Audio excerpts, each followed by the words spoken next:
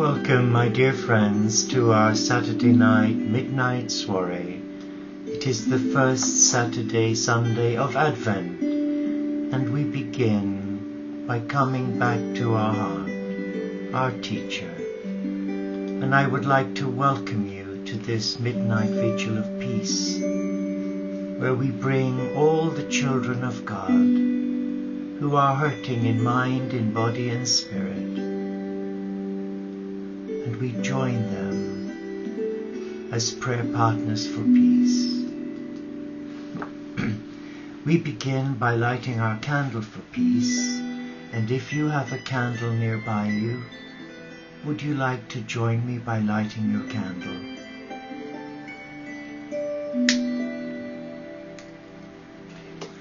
And we begin with our customary blessing in the name of the risen cosmic Christ who loves you, in the name of the Father, Mother God who created you, in the name of the Spirit who is the fire of life, in the name of Gaia who is our beloved Earth Mother and who nurtures the divine in all life, in the name of all faith traditions and none, for they are the children of the one true loving God, albeit known by another name.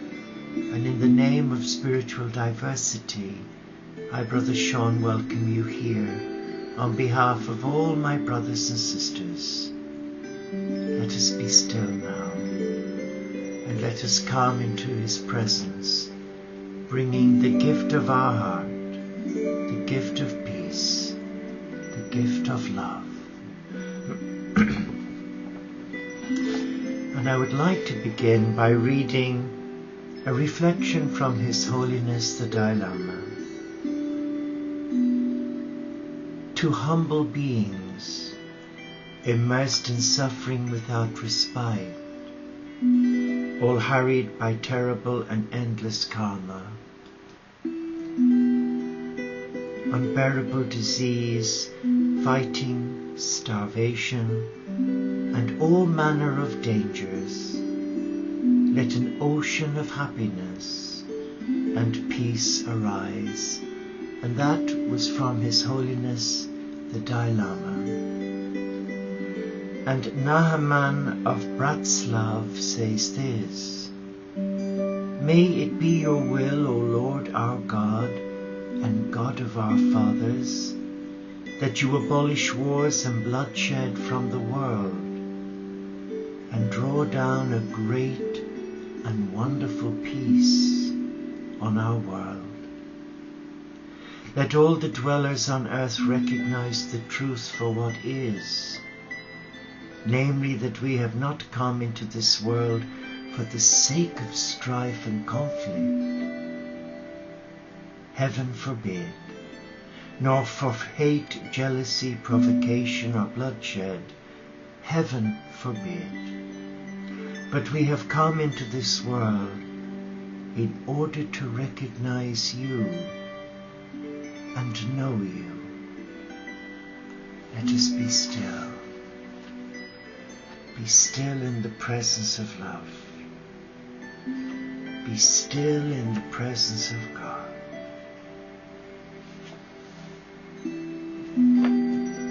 And as we relax, some of us may have had a busy day where we're feeling extremely tired and exhausted.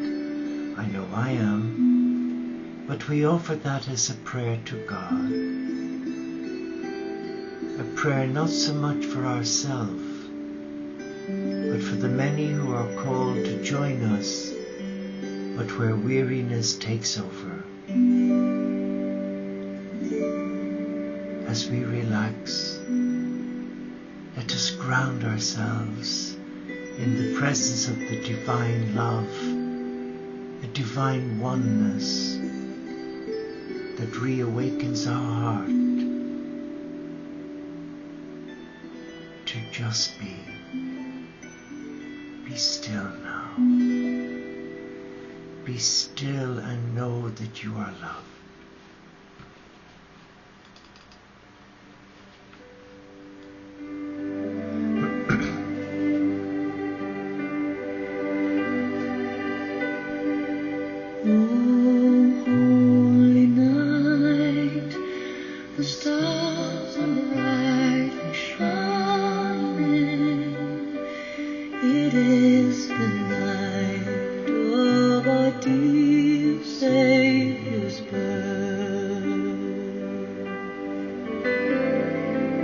long live world in sin pining, till he appeared and the soul felt its worth.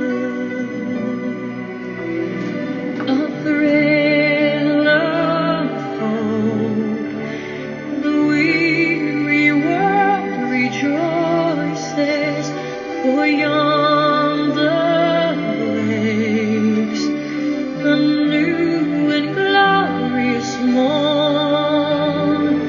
Fall on your knees, or hear the angel voices. Oh, night divine, oh, night when Christ was born. Oh, night divine, oh, night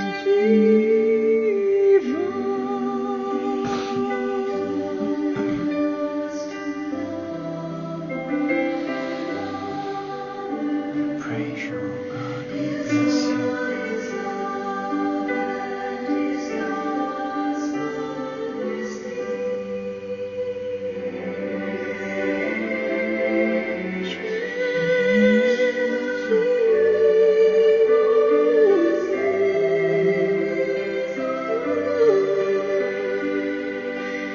And in his name all oppression shall cease. Sweet hymns of joy in grateful chorus raise we, let all within us praise his holy name. Christ is Lord.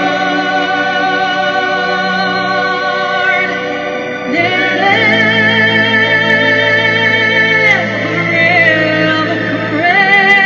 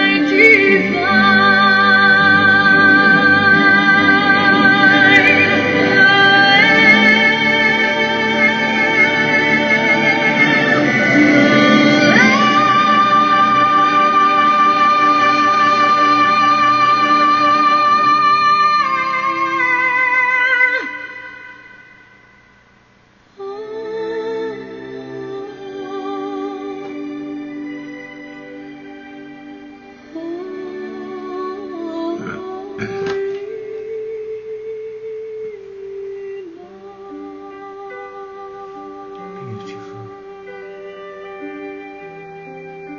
We praise you, God. We praise you, God.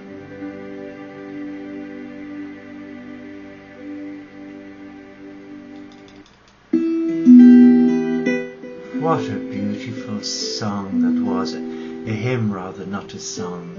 And what a beautiful voice. To have such a voice like Celine Dion is truly a gift, this spirit of Advent. And today is the first Sunday of Advent, But I was scrolling through the internet for something to read, and I just got bombarded with so much information. I thought, oh, there's got to be something simple here. So I read this, and I would like to share it with you if I may. And it's called Advent for Busy People. The challenge of entering Advent deeply for busy people. The challenge of entering Advent, or of entering into any religious experience these days, is that we are often very busy. We may feel bad that we don't have time, but it is true, we just don't have time. The result is that our experience of Advent is 4 Sunday Masses or services which begin with lighting a new candle in the Advent wreath, and the rest of it just passes around us without any really effect. Isn't that tragic? Really tragic. That the God who created us out of love asks nothing from us, but only to give us new life. And we are too busy to sit for a few moments each day and contemplate the gift of presence, the gift of God's life in our hearts. It's tragic, isn't it? And what was even more tragic, you can see the antics of the evil one on Thanksgiving Day. I watched the 20 to 2 in the morning news on ABC News with Diane Sawyer, and they called yesterday Black Friday.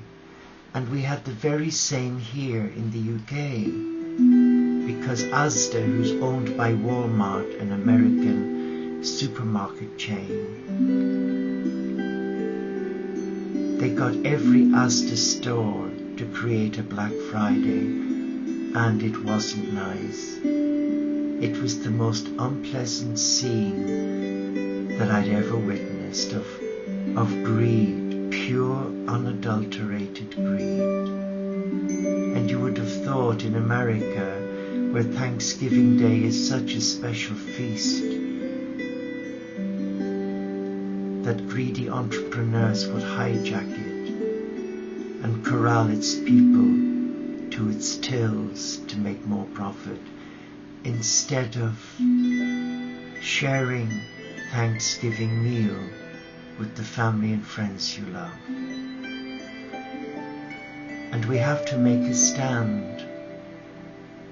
And although we're insignificant by comparison, but when you look at people today, the anger in their eyes if they don't get what they're looking for. And it's not that they need it, it's just the power over buying a bargain. It's an illness really. But let us pray the spirit of Advent that you and I will enter a period of reflection, that we will retreat from the mind, from the world and its follies, and we'll make time each day or evening to be still in the presence of God, to be still and prepare for the spiritual birthing of the cosmic Christ child in our heart. Be still now, my friends, and let us relax here in the presence of God. For we are known by name, we were called by name, and we are loved. Let us be still. Let us be still. Let us be still. I want to read to you, if I may, a message from the realms that I received, which is in my book Sacred Inspirations. that was written 6 years ago. And it's a collection of all my favorite scriptural, spiritual quotes, poems, and messages I receive from God in the realm. And here there's a beautiful message that was given on the 28th of December 2004. Wow. 9 years ago. And it reads, "The challenge of change from tradition and transition." And it's titled A New Life. A New Life. A new life stands on my doorstep, ready to enter my life's journey. Something in me welcomes the visitor. The hope of bountiful blessings, the joy of a new beginning, the freshness of unclaimed surprises. Something in me rebuffs this new visitor. The swiftness of the coming, the boldness of the entrance, the challenge of so many new ways of doing things. Something in me fears this visitor, the unnamed events of future days, the wisdom needed to walk love well, the demands of giving up and growing away. A new challenge stands before me on my doorstep. With fragile caution, I move. To open the door for its entrance, my heart leaps with surprise. Joy jumps in my eyes, for there beside this brand new opening stands my God with outstretched hand. He smiles and gently asks of me, can we walk this new phase together? And I, so overwhelmed with goodness, can barely whisper my reply. And truly then will all divisions be gone, all divisions be gone. Let us just come as we are now. Let us come as a child of love. And let us conclude our session this evening with a simple meditation. A simple meditation back in our Bedouin tent on Mount Sinai. So I would like you to just be still and just come as you are, as a beautiful child of God.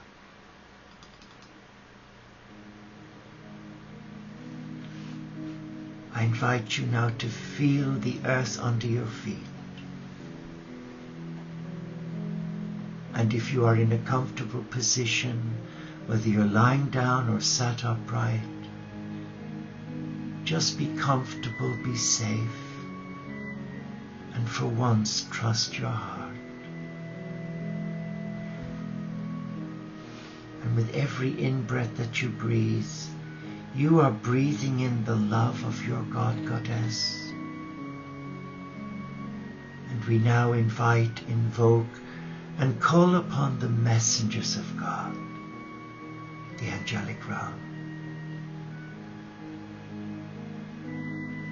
Let us call them to come to us, to be here with us.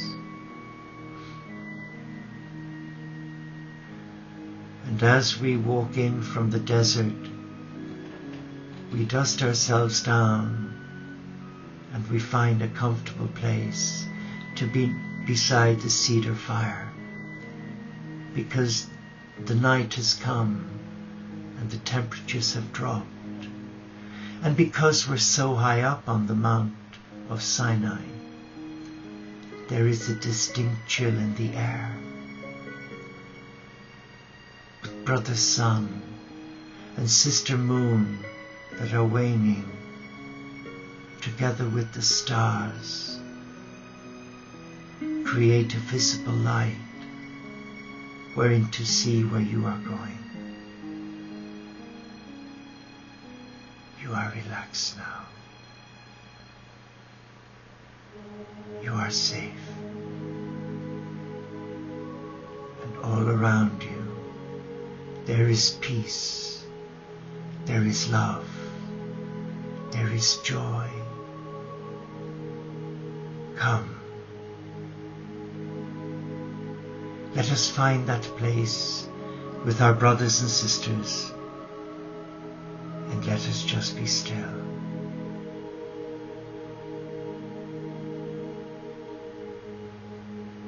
And in our stillness, we become aware of a kerfuffle outside,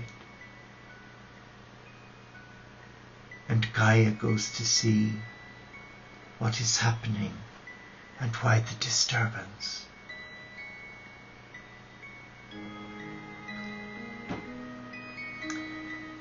And she notices a donkey with an older man struggling to make it walk, but it's exhausted and thirsty. So Gaia notices a young girl sat on the back of the donkey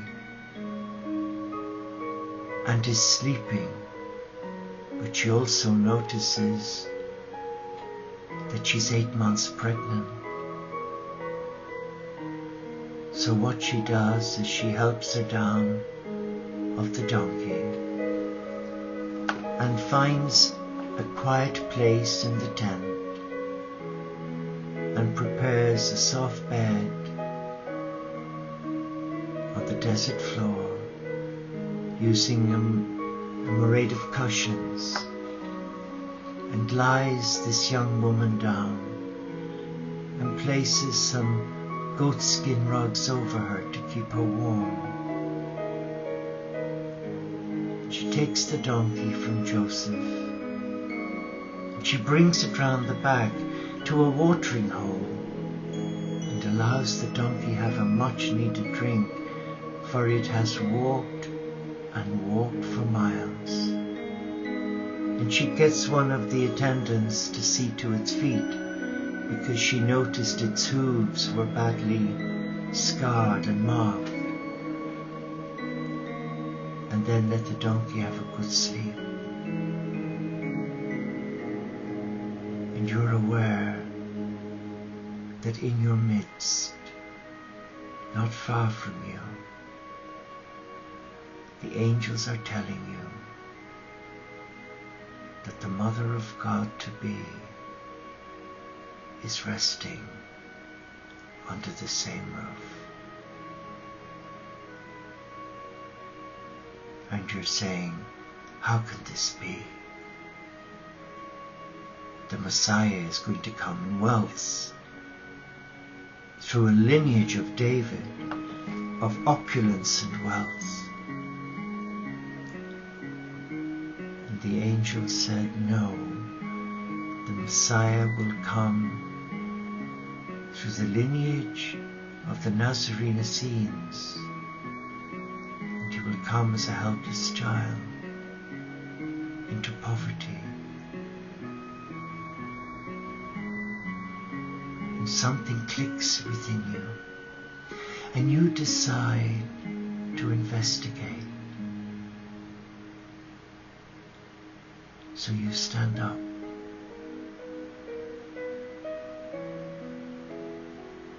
And you go to that part of the tent where this young virgin girl is resting, and an older man comes to join her and is also resting, and they're not aware of your company. And as you look at the two of them, Joseph is supporting his young wife. He's caressing her long trestles of hair because she's in discomfort because of being 8 months pregnant. You can see the gentleness of the man reaching out with pure compassion for this young girl, barely 18, and carrying the Son of God. What is your heart saying to you? Oh, this is fiction. Oh, this is real. And the angels speak to you and say, this is how it had to be.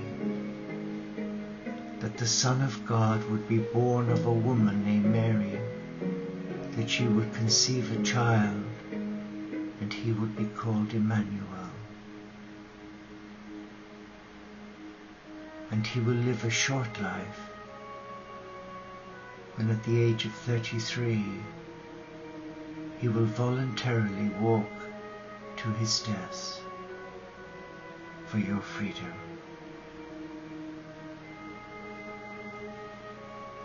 And you are aware that in your very presence is this young woman carrying the Son of God in her womb. How does it leave you? How does it leave you? Can you not sense the peace of God here? The peace of love. For those who surrender their heart to God, then they will be able to take part in this amazing mystery of the incarnation of God. And when the time comes for young Mary to deliver, you will be there. You will be there to offer help and support. Yes, you will be there. So just relax now. Take on board all that you've witnessed. And as you lie down to rest, immediately your soul has been activated. Your DNA within your soul is being reactivated with new coding to allow you empower yourself and others to ascend to a new frequency of energy that will daily empower them to self-heal. Be still in that presence. Be still in the presence of God.